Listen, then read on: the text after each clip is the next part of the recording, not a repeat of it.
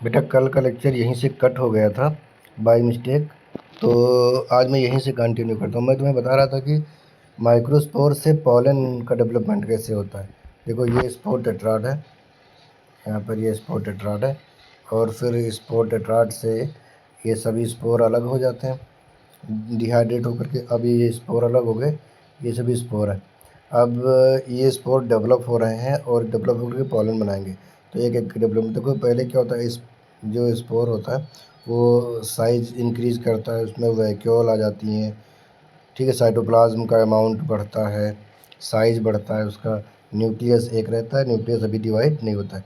फिर वो डिवीजन शुरू करता है, डिवीजन होता है माइटोटिक डिवीजन। कौन सा? यानी माइटोसिस होता है। और माइटोसिस जो होता है वो अनइक्वल होता है। कैसा होता है? अनइक्वल।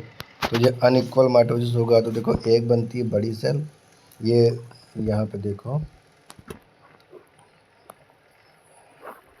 यहाँ पे देखो तो एक ये लार्ज सेल, ये वैक्यूल के बाद ये तो वैक्यूल है, ये क्या है? वैक्यूल है, ठीक है। यहाँ पर एक सेल, यहाँ पे देखो वैक्यूल है, यहाँ पे स्पेंडल फाइबर बन रहे हैं, ठीक है।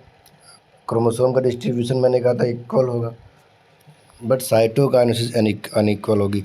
तो पहले क्या होगा? कैरियोकाइनेसिस होगा। कैरियोकाइनेसिस के बाद साइटोकाइनेसिस होता है। तो जब कैरियोकाइनेसिस होगा, कैरियोकाइनेसिस, उसमें एक सेल के अंदर ये दो न्यूक्लियस आ जाएंगे, ठीक है। दोनों न्यूक्लियस बन गए एक सेल के अंदर, ये सेल है पूरी। अब फिर साइटोकाइनेसिस होगा, साइटोकाइनेसिस होगा अनइक्वल। अनइक्वल का मतलब एक बड़ी सेल बनेगी, एक ऐसे छोटी सेल, ये सेल ऐसे छोटी सेल बन गई, उसके अंदर न्यूक्लियस ही। तो ये जो सेल है ये होगी वेजिटेटिव सेल। कौन सी? वेजिटेटिव सेल, या इसको ट्यूब सेल बोलेंगे।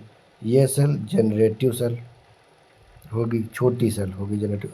अभी क्या है, ये इसी से अटैच है, फिर ये यहाँ से शेप चेंज करके आ जाती है कहाँ? साइटोप्लाज्म में। तो जनरेटिव सेल वेजिटेटिव सेल के साइटोप्लाज्म में फ्लोट कर रही है, तैर रही है। देखो ये वेजिटेटिव सेल है, ये जनरेटिव सेल है, छोटी वाली यहाँ पे देखा। इसके अंदर जो न्यूक्लियस है वो जनरेटिव न्यूक्लियस है, इसके अंदर जो न्यूक्लियस है वो ट्यूब न्यूक्लियस या वेजिटेटिव न्यूक्लियस है। वेजिटेटिव न्यूक्लियस बोलेंगे या फिर इसको हम क्या बोलेंगे? ट्यूब न्यूक्लियस बोलते हैं। और अब ये बन जाता है पॉलन। इसके ऊपर एक लेयर है, इस लेयर का नाम है इंटाइन। इसके ऊपर एक और लेयर है और इस लेयर का नाम है एक्साइन। जरा देखते हैं पूरा, फिर से मैं आपको बना के दिखा देता हूँ। ये माइक्रोस्पोर, इसने साइज इंक्रीज किया, इसके अंदर एक न्यूक्लियस है। साइज इंक्रीज करने के बाद इसमें वैक्यूल आ गई, ये न्यूक्लियस है। अब होगा माइटोसिस। क्या होगा? जब ये माइटोसिस होगा तो पहले कैरियोकाइनेसिस, दो न्यूक्लियस बने, ठीक है। फिर क्या होगा? साइटोकाइनेसिस।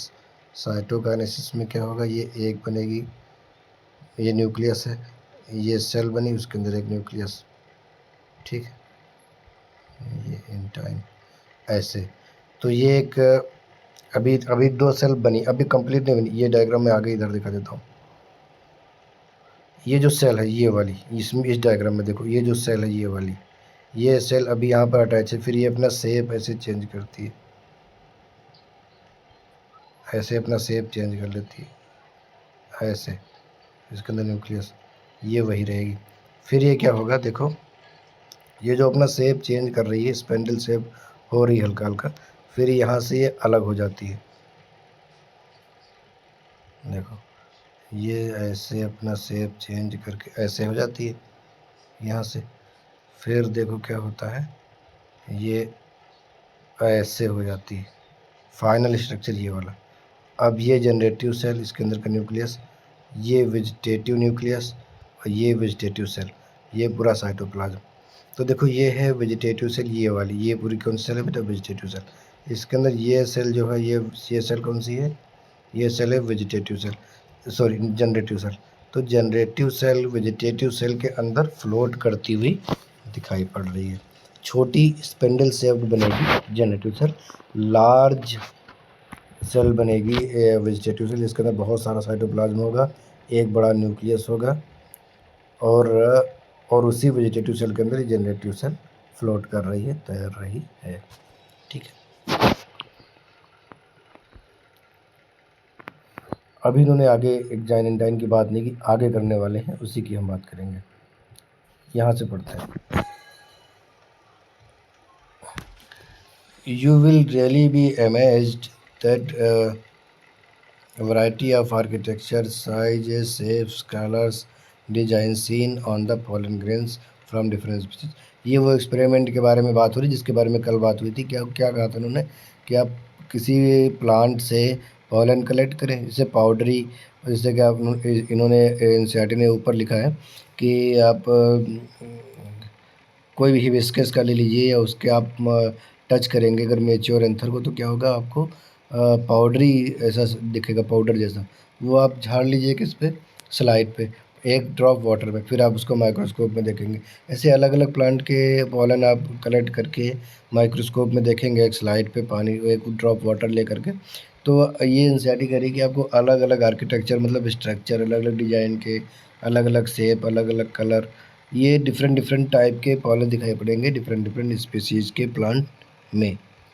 ठीक, ये हो गया ये डाइवर्सिटी होती है पॉलन में। अब आगे पढ़ते हैं। Pollen grains are generally spherical, measuring about 25 to 50 micrometre in diameter. Diameter में कितना, ये जैसे पॉलन, तो इसका डायमीटर कितना होगा, 25 से 50 माइक्रोन, माइक्रोन ये इसका होता है। ठीक है, माइक्रोन मतलब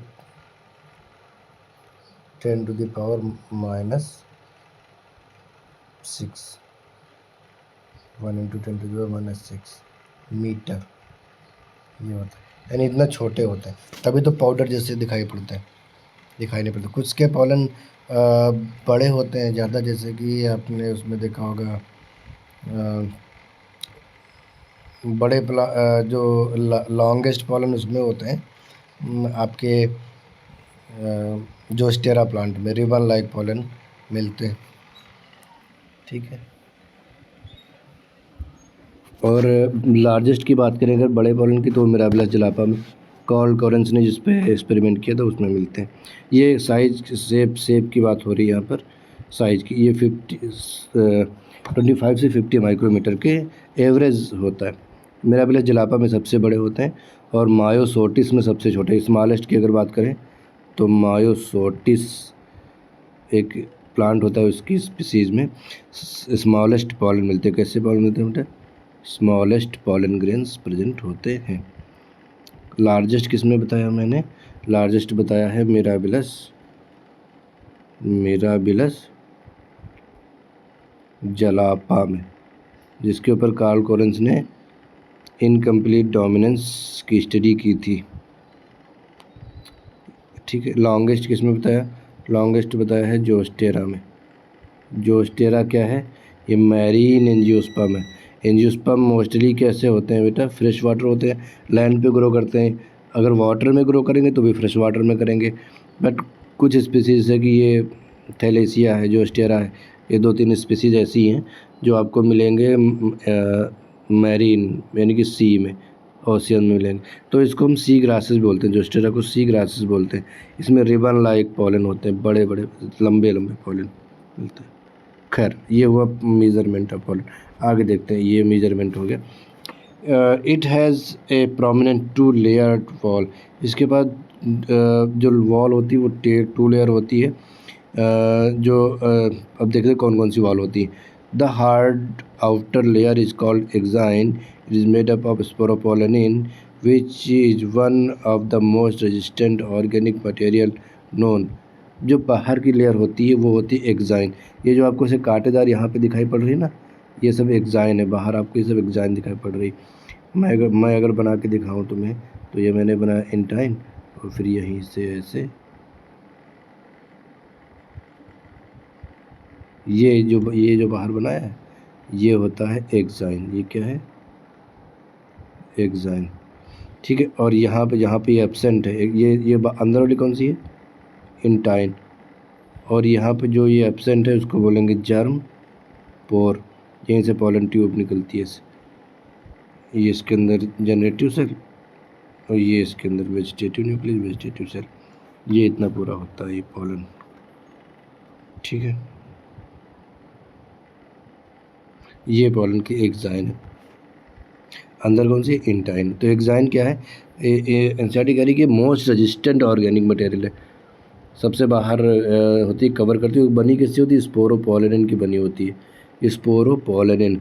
and sporopollenin is the most resistant material. Resistant का मतलब है ये डिग्रेड नहीं है, नॉन बायोडिग्रेडेबल है, किसी चीज़ से भी डिग्रेड नहीं होता। इसके ऊपर किसी एंजाइम का असर नहीं। किसी एंजाइम में अगर आप डिग्रेड करना चाहोगे तो एंजाइम से डिग्रेड नहीं होगी, ये मोस्ट रेजिस्टेंट है। स्पोरोपोलेनिन जो होती है बेटा, स्पोरोपोलेनिन ये क्या होती है? Most sporopollenin most resistant material है, मोस्ट रेजिस्टेंट मटेरियल से बनी होती है। अब रेजिस्टेंट किससे? Resistant to acid. आप एसिडिक मीडियम में पोलन को डालें तो उसकी एग्जाइन स्पॉयल नहीं होती। आप उसको एल्केलाइन मीडियम में डालें तब भी फर्क नहीं होता। वाटर में डाल दें तो वो गलता नहीं है। यूवी रेज का इसके ऊपर फ़र्क नहीं पड़ता, यूवी रेज का इसके ऊपर फ़र्क नहीं पड़ता है कोई भी। किसी एंजाइम से डिग्रेड नहीं होता।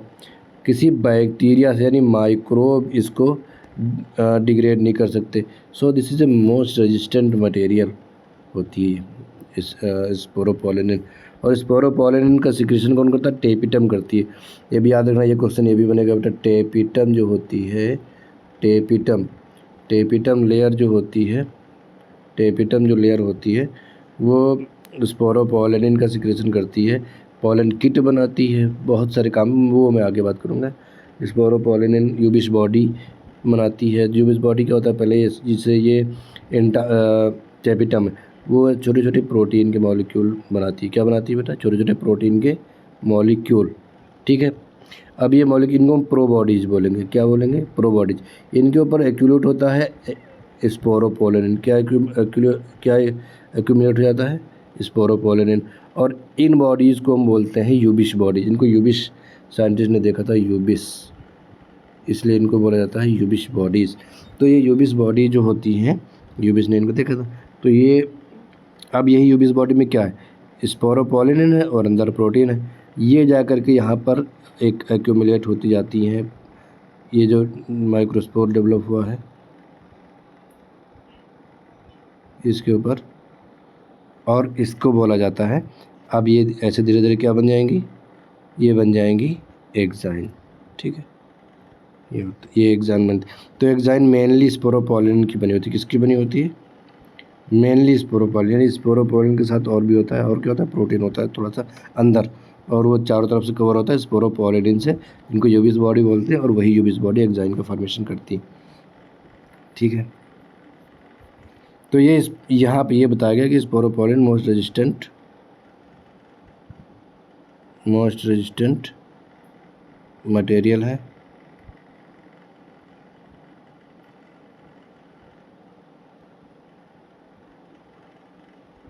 ठीक है। तो अब ये जो बेटा मोस्ट रेजिस्टेंट मटेरियल है, आगे देखते हैं क्या है। Which is known as most resistant material known it can withstand high temperature and strong acids and alkali. यानी मैंने कहा ना कि ये इतना एल्केलाइन मीडियम में भी स्पॉयल नहीं होगा, एसिडिक मीडियम में भी स्पॉयल नहीं होगा, और हाई टेम्परेचर पर भी स्पॉयल नहीं होता है। विदस्टैंड करता है मतलब उसको बियर कर सकता है, ये सब चीज़ें सह सकता है वो, ठीक है। तो अपने आप को मेंटेन रख सकता है, इन सब चीज़ों में डिग्रेड नहीं होता।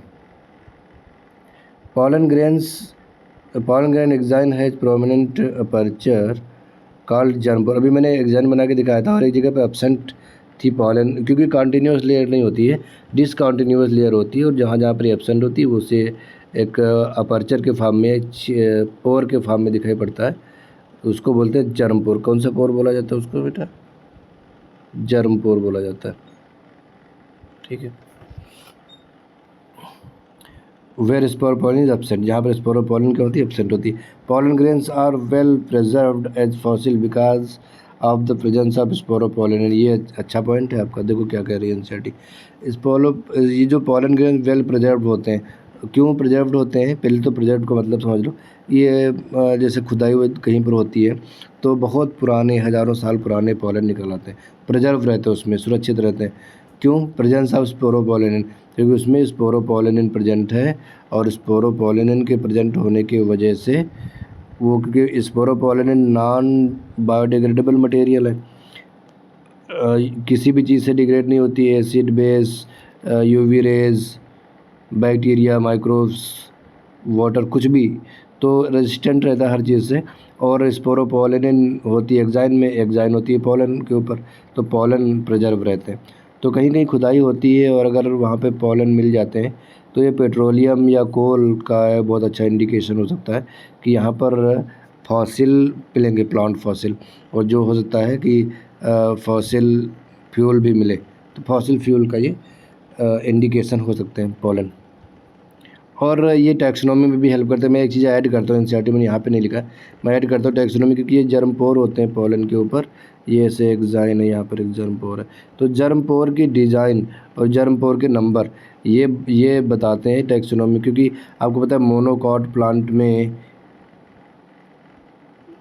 एक और बाकी डाइकॉट में 3 ऐसे जर्मपोर के नंबर होते हैं। जर्मपोर के जो हर फैमिली के होते हैं वो इनका शेप भी अलग अलग होता है, तो ये टैक्सोनॉमिक इम्पोर्टेंस भी होती है पोलन की। जब पोलन मिलते हैं कहीं से तो ये इनकी टैक्सोनॉमिक इम्पोर्टेंस होती है। ठीक है, अब आगे बात की जाएगी इंटाइन की। अब यहाँ से पढ़ते हम लोग, एक क्वेश्चन पूछ रखा है एनसीईआरटी ने तुमसे, यहाँ तो हो गया था ना, अब यहाँ तक।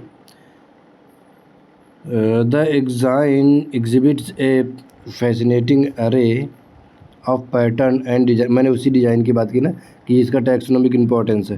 फैसिनेटिंग एरे होगा, कुछ पैटर्न होगा, उनका शेप होगा डेफिनेट अलग अलग फैमिलीज़ में, सो ये और ये एग्जाइन में होता है। तो इस वजह से आप पहचान सकते हो कि ये पॉलन किस प्लांट का, किस फैमिली का है।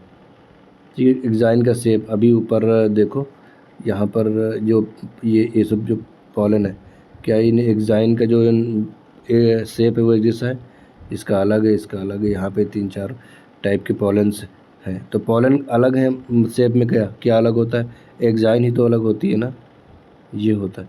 तो एग्जाइन का शेप उनका और जो डिज़ाइन होता है बेटा वो अलग अलग होता है, इस वजह से पॉलन के शेप भी अलग हो जाता है। ठीक है, अब यहाँ से पढ़ते हैं। Why do you think the exine should be hard. आपसे एनसीईआरटी पूछ रही है कि एग्जाइन को क्यों हार्ड होना चाहिए, आप इसके बारे में क्या सोचते हो, क्यों हार्ड होना चाहिए एग्जाइन। तो एग्जाइन हार्ड क्यों होना चाहिए, एग्जाइन हार्ड इसलिए होना चाहिए। अच्छा, आगे पढ़ते हैं क्वेश्चन पूरा। What is the function of germ pore. अभी जर्मपोर का फंक्शन हालांकि मैंने तुम्हें बताया है, क्या फंक्शन बताया था, पहले दोनों का आंसर दे दो आप। एग्जाइन को हार्ड क्यों होना चाहिए, एग्जाइन को हार्ड होना चाहिए क्योंकि वो एक्स्ट्रा प्रोटेक्शन प्रोवाइड करता है, क्योंकि एक्सटर्नल लेयर है, सबसे बाहर है, एनवायरनमेंट के साथ डायरेक्टली कनेक्ट करेगी, तो पॉलन स्पॉयल ना हो, पॉलन को प्रोटेक्ट करने के लिए एग्जाइन होती है। एग्जाइन का मेन फंक्शन होता है प्रोवाइड प्रोटेक्शन ऑफ पॉलन, एक।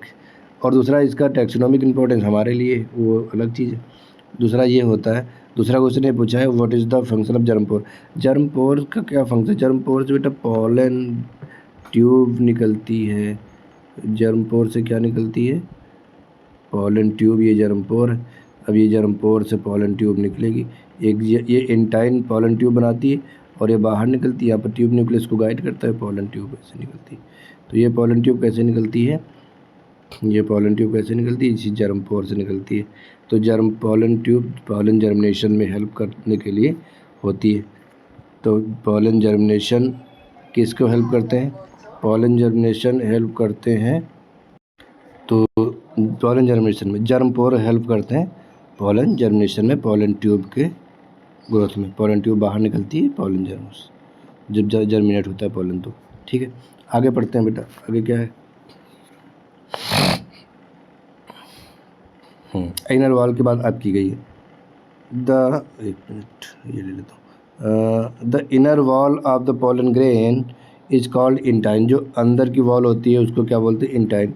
ये वाली वॉल, अभी यहाँ वाली को मैंने क्या कहा था, बाहर वाली को एग्जाइन, मैंने इसमें जर्मपोर नहीं बनाया, यहाँ बना देता हूँ। तो यहाँ पे इस वॉल को क्या बोलते हैं, इस वाले को इंटाइन बोलते हैं। अंदर वाले, बाहर वाले को एग्जाइन, अंदर वाले को इंटाइन बोला जाता है। It is a thin and continuous layer made up of cellulose and pectin. ये सेलुलोज और पेक्टिन की बनी होती है। इसकी बनी होती है बेटा, सेलुलोज और पेक्टिन की बनी होती है। कंटिन्यूस लेयर होती है। कहीं भी जैसे एग्जाइन में जर्मपोर होता है कि तब क्योंकि वो डिसकंटिन्यूस होती है। जहाँ जहाँ पर एब्सेंट वहाँ जर्मपोर, ये कंटिन्यूस लेयर होती है। ये डिफरेंस है, आपको यहाँ पे डिफरेंस समझना पड़ेगा। और पढ़ लेते हैं आगे क्या है। इसकी बनी होती है, ये बनी होती है सेलुलोज और पेक्टिन की। The cytoplasm of pollen grain is surrounded by a plasma membrane. अच्छा, इसका साइटोप्लाज्म, अच्छा क्योंकि ये सेल है, वही सेल से बनी है, वेजिटेटिव सेल है, जेनेटिव सेल तो उसके अंदर है, तो प्लाज्मा मेम्ब्रेन तो रहेगी ना। प्लाज्मा मेम्ब्रेन कहाँ जाएगी, तो वो प्लाज्मा मेम्ब्रेन से सराउंड होता है। देखो इसमें अंदर प्लाज्मा मेम्ब्रेन है और बाहर एंटाइन है। एक्साइन अभी इसमें नहीं बनाई इन्होंने, ठीक है। एक्साइन तो इसमें ये जो बाहर आप अंदर देख रहे हो, ये अंदर है प्लाज्मा मेम्ब्रेन, और ये बाहर वाली लेयर आप देख रहे हो, ये वाली, ये क्या है, ये वाली इंटाइन है। इसी के ऊपर बन जाएगी एक्साइन। इसी के ऊपर क्या हो जाएगी बेटा, एक्साइन। अब ये पूरा कंप्लीट पोलन बन जाएगा, ठीक है। अब आगे पढ़ते हैं। Membrane, when the pollen grain is mature it contain 2 cell. जब पोलन ग्रेन मेच्योर होता है इसमें 2 सेल होते हैं। कितने, वेजिटेटिव सेल एंड जेनेटिव, ये दिखा रखा है, वेजिटेटिव सेल और ये जेनेटिव सेल, 2 सेल होती है। Vegetative cell is bigger, has abundant food reserve and large irregular shape nucleus. Cytoplasm का अमाउंट ज़्यादा होगा, फूड मटेरियल स्टोर्ड इसमें बहुत ज़्यादा होगा, एंड इरेगुलर शेप, मतलब ये जो न्यूक्लियस होगा इसमें एक सिंगल न्यूक्लियस होगा, बड़ा न्यूक्लियस होगा, बट इसका शेप इरेगुलर होगा। देखो कैसा बना हुआ है। हम जनरली जब बनाते हैं तो ऐसे गोल सा बना देते हैं, ऐसा बना दिया तो वो, लेकिन क्या होता है इरेगुलर शेप में होता है। कैसा भी आप बना सकते हैं। देखो इसमें बिल्कुल स्फेरिकल नहीं बना हुआ है। इरेगुलर शेप में कैसा होता है, एक न्यूक्लियस होता है। The generative cell is small and floats in the cytoplasm of the vegetative cell. मैंने क्या कहा था बेटा, अभी बना के दिखाया था कि जनरेटिव सेल वेजिटेटिव सेल के साइटोप्लाज्म के अंदर फ्लोट करती है, ठीक है। और पढ़ लेते हैं आगे। Float in the cytoplasm, it is spindle shaped with dense cytoplasm and a nucleus. इसके अंदर साइटोप्लाज्म का अमाउंट कम होगा बट डेंस होगा, क्योंकि सेल ही छोटी होती है तो साइटोप्लाज्म डेंस होगा। यहाँ का साइटोप्लाज्म वेजिटेटिव सेल का थोड़ा सा डाइल्यूट होता है। इसमें डेंस यानी बहुत गाढ़ा साइटोप्लाज्म होगा। और क्या होगा इसमें,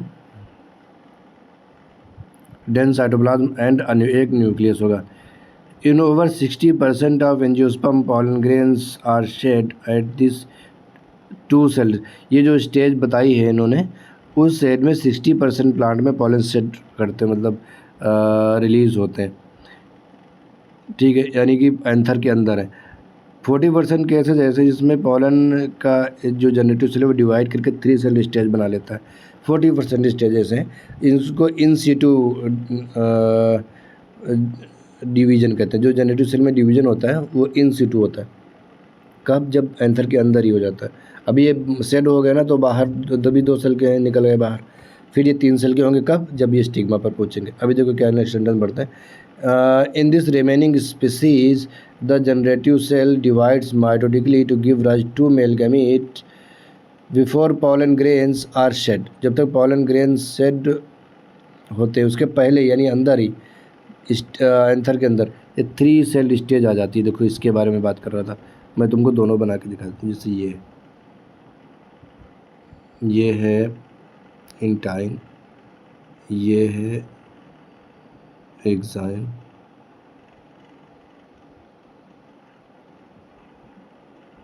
ठीक है। ये जर्मपोर है इसमें, और ये इसके अंदर प्लाज्मा मेम्ब्रेन है। ये इसके अंदर क्या है, प्लाज्मा मेम्ब्रेन। अब इसके अंदर ये एक ट्यूब न्यूक्लियस है, ये जनरेटिव सेल है। इसके अंदर एक न्यूक्लियस डेंस साइटोप्लाज्म है, एक न्यूक्लियस इसके अंदर होता है। यहाँ पर साइटोप्लाज्म फूड मटेरियल है। ये 2 सेल स्टेज है। कौन सी स्टेज, 2 सेल्ड स्टेज। इसको क्या बोलेंगे बेटा, इसको बोलेंगे मेच्योर पोलन। क्या बोलेंगे, मेच्योर पोलन, ठीक है। मेच्योर पोलन बोलेंगे।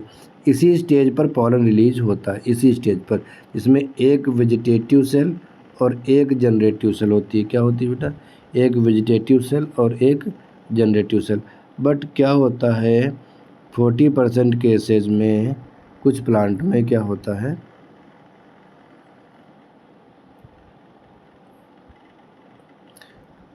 ये पॉलन बना और ये एग्जाइन है, मैं एग्जाइन ऐसे बना के आपको दिखा देता हूँ।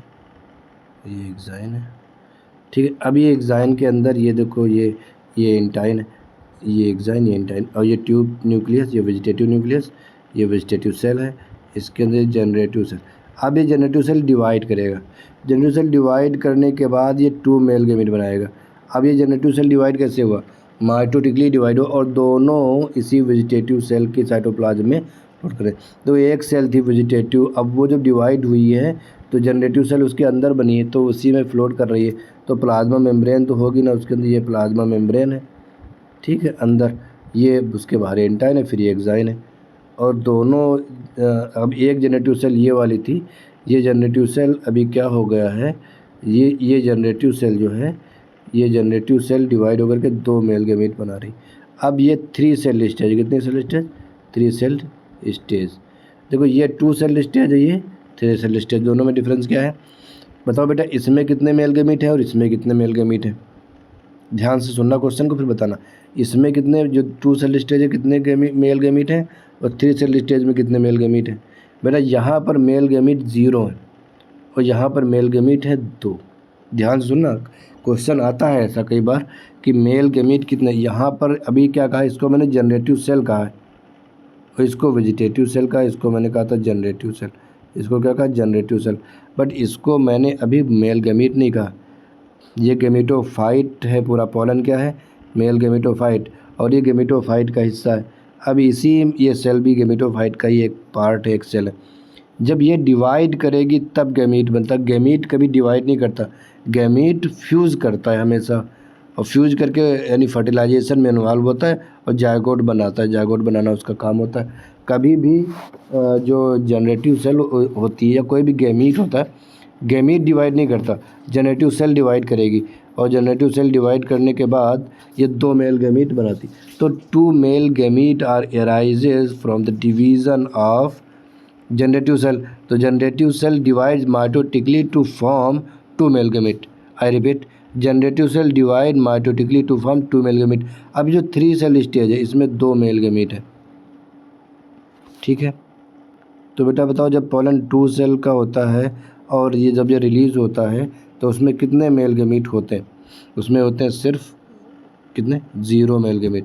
जब ये 3 सेल स्टेज होता है तो उसमें कितने मेल गैमीट होते हैं? उसमें होते हैं 2 मेल गैमीट, ठीक है। एक वेजिटेटिव सेल और 2 मेल गैमीट। अब मुझे बताओ बेटा, जो 2 सेल स्टेज मैंने तुम्हें अभी बताया था, ये ऐसा वाला एग्जाइन तो होती है, मैंने बनाई नहीं, ठीक है। फिर ये 3 सेल बनाया, ये ऐसा, और ये स्पेंडल से, और ये स्पेंडल से 2। अब मुझे बताओ बेटा, ये इसको क्या बोलेंगे? इसको बोलेंगे मैच्योर पॉलन। क्या बोलेंगे? पॉलन। इसको क्या बोलेंगे 3 सेल वाले को? Mature male gametophyte. ध्यान सुनना, जब 2 सेल स्टेज में रिलीज हुआ तो इसको बोलेंगे मैच्योर पॉलन। बट जब ये 3 सेल हो, एक डिवीजन करके इसमें 2 मेल गैमीट बना लिए, अब इसको मैं बोलूँगा मैच्योर मेल गैमीटोफाइट। पॉलन जब 2 सेल का था तब भी वो मेल गैमीटोफाइट था, नो डाउट। वो ऐसा नहीं कि उसको मेल गैमीटोफाइट नहीं कहेंगे, बट वो मेल गैमीटोफाइट मैच्योर नहीं। जब 3 सेल का हो जाएगा तब वो मैच्योर मेल गैमीटोफाइट हो जाएगा। तो ये पैराग्राफ हम लोगों ने कंप्लीट कर लिया है यहाँ तक, ठीक है। अब आगे इस पढ़ते हैं थोड़ा सा। पॉलन ग्रेन्स में many species cause severe allergies and bronchial affections in some people, often leading to chronic respiratory disorder, asthma, bronchitis, etc. बेटा बहुत से स्पीसीज़ के पॉलन, जो बहुत से प्लांट स्पीसीज़ है जिनके पॉलन एलर्जी काज करते हैं, और ब्रोंकियल प्रॉब्लम्स जो आपके रेस्पिरेटरी ट्रैक्ट हो उसमें प्रॉब्लम क्रिएट करते हैं, जिससे क्रॉनिक रेस्पिरेटरी डिसऑर्डर हो जाता है, जैसे अस्थमा हो जाता है, ब्रोंकाइटिस हो जाता है, सांस में तकलीफ, जैसे कि आप ब्रोंकाइटिस में क्या होती है, इन्फ्लामेशन हो जाता है, किसमें? ब्रोंकाई और ब्रोंक्योल्स की वॉल्स में, ठीक है। तो क्या होता है कि फिर उस समय आपको ब्रीथिंग डिफ़िकल्टी हो जाती है, ये क्रॉनिक हो जाता है। क्रॉनिक यहाँ पे लिखा, क्रॉनिक का मतलब है एक बार आपको ऐसी एलर्जी हुई, फिर लंबे समय तक ये आपको सफ़र करना पड़ता है इस प्रॉब्लम से, तो ये एलर्जी की वजह से होता है। बहुत से पॉलन, सब में नहीं, बहुत से प्लांट के पॉलन एलर्जी काज करते हैं। कुछ एग्जाम्पल दिए हुए हैं, वैसे बहुत सारे एग्जाम्पल हैं। पार्थेनियम है, एम्ब्रोसिया है, एमरंथस है, ऐसे प्लांट्स होते हैं जिनके पॉलन एलर्जी काज करते हैं। देखो यहाँ पर क्या दिया हुआ है, एटसेट्रा, यहाँ तक हो गया। It may be mention that parthenium is और कैरेट ग्रास। पार्थेनियम क्या होता है? पार्थेनियम बेटा एक गाजर जैसी ये वीड है, एक ट्रबलसम वीड बन चुकी है, अब एक्सोजेनस प्लांट है ये, जिसको कैरेट ग्रास भी बोलते हैं। That come into India as a contaminant with imported wheat. इसको समझ लेते हैं पहले। क्या होता है कि पार्थेनियम इंडोजिनस प्लांट नहीं, इंडोजिनस मतलब अपने यहाँ वाला नहीं, ये बाहर का प्लांट है, एक्सोजिनस प्लांट है। अमेरिका से जब गेहूँ मंगाया जाता था पुराने समय में, जब अपने यहाँ पे ग्रीन रेवोल्यूशन नहीं हुआ था, तो अमेरिका से गेहूँ मंगाया जाता था, तो अमेरिका, ऑस्ट्रेलिया से। तो अमेरिका जो मुझे गेहूँ देता था, तो उसके साथ कुछ सीड आ गए थे पार्थेनियम के। क्योंकि गेहूँ क्या होता है बेटा, सॉइल में, खेतों में उगने वाली चीज़ है, तो उस खेतों में जो पार्थेनियम ग्रास भी उग रही है, तो साथ में आने की पॉसिबिलिटीज़ तो है, उसी में उग रही है, और सीड गेहूँ के साथ मिक्स हो गए, तो इतना कौन बोरे। जब इम्पोर्ट हुआ गेहूँ, वीट, तो उसी के साथ ही सीड भी आ गए। फिर गेहूँ बोया गया अपने खेतों में, तो वो ग्रास उगी, और ग्रास उगी तो ऐसी फैली अपने देश में जैसे एक ज़माने में कांग्रेस फैली थी। इसीलिए इसको कांग्रेस ग्रास भी बोलते हैं। इसका नाम है कैरेट ग्रास, कांग्रेस ग्रास, ये सब कॉमन नेम है इनके, इस नामों से जाना जाता है। पार्थेनियम इसका बॉटेनिकल नेम है, पार्थेनियम या कैरेट ग्रास या गाजर ग्रास। गाजर घास बोलते हैं, गाजर क्योंकि गाजर के प्लांट जैसा होता है, इसकी लीफ वैसी होती है, देखने में लगता है गाजर का प्लांट है, इसलिए गाजर घास या कैरेट ग्रास बोलते हैं। कांग्रेस ग्रास क्यों बोलते हैं? इसके दो रीजन है। बोलते हैं कांग्रेस ग्रास, क्यों बोलते हैं इसको, ऐसा माना जाता है क्योंकि ये मैंने कहा ना कि ये ऐसे फैली देश में पूरे जैसे एक ज़माने में कांग्रेस फैली थी। ठीक है। दूसरा रीजन ये है, दूसरा रीज़न ये है कि ये कांग्रेस के टाइम पे आई। कांग्रेस गवर्नमेंट जिस समय थी अपने इंडिया में, अपने भारत में, उस समय इसका इम्पोर्ट हुआ था। तो जब ये आई, गेहूँ क्योंकि मंगाया गया, तो कांग्रेस की गवर्नमेंट ने मंगाया था उस टाइम पे, इसलिए इसको कांग्रेस ग्रास बोलते हैं। खैर, इट डजंट मैटर क्यों बोलते हैं, लेकिन इसके नाम है कांग्रेस ग्रास, कैरेट ग्रास और पार्थेनियम। तो क्या है, आगे पढ़ते हैं।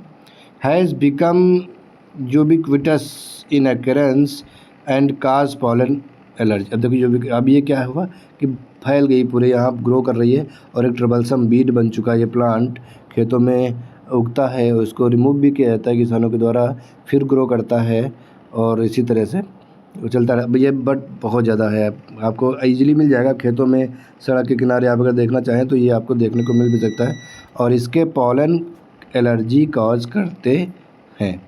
ठीक है बेटा, तो ये वो और देख लेते हैं। अब यहाँ पे इतना ही है, मैं कुछ और एग्जांपल दे देता हूँ तुम्हें, वो जो एनसीईआरटी में नहीं लिखे हैं, बट मैं हालांकि मैं एनसीईआरटी आपको रीड करवा रहा हूँ, लेकिन बात आई है तो मैं बता देता हूँ। एक प्लांट है